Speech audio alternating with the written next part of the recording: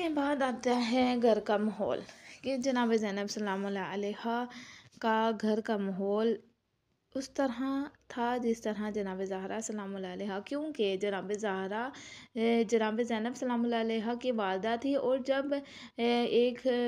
دور گزارا ہے جناب زینب سلام اللہ علیہا نے جناب زہرا کے ساتھ، تو وہ دیکھا کرتی تھی کہ جناب زہرا کس طرح سے اپنے گھر کو جو ہے وہ چلاتی ہیں، اپنے گھر کے سکون کو کس طرح سے رکھتی ہیں، اپنے گھر کے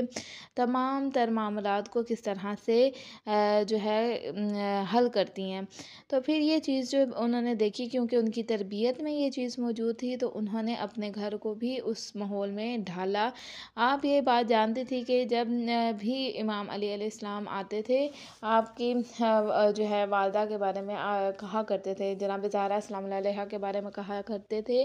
کہ زہرا، میں جب بھی گھر آتا ہوں تو میں تمہارا چہرہ دیکھتا ہوں تو میں اپنے تمام غم، تھکاوٹ جو تھی، ہر چیز کو بھول جاتا ہوں۔ یہ چیز جو ہوتی ہے، یہ کیوں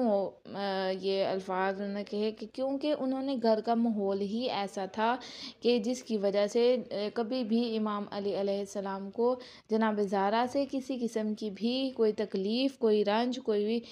جو ہے شکایت نہیں ہوئی، اور یہی جو تھی تربیت آگے امام حسن، امام حسین، جناب زہرا سلام اللہ علیہا تک جو تھی پہنچ رہی تھی۔ تو یہ تربیت کا ہی اثر تھا کہ جو پھر جناب زینب سلام اللہ علیہا نے اپنے گھر میں بھی اپلائی کیا، اور اپنے بچوں کو اس طرح کی تربیت دی کہ کل کو جب کربلا میں وہ جائیں تو کسی چیز سے پیچھے نہ ہٹے۔ انہوں کی وفا، ان کی شجاعت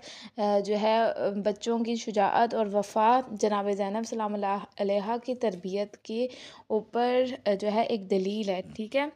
یہ تمام تر چیزیں جو تھی یہ ہوئی، اور یہ تمام واقعات اس کے آگے انشاءاللہ اب زندگی رہی تو دوبارہ ملیں گے۔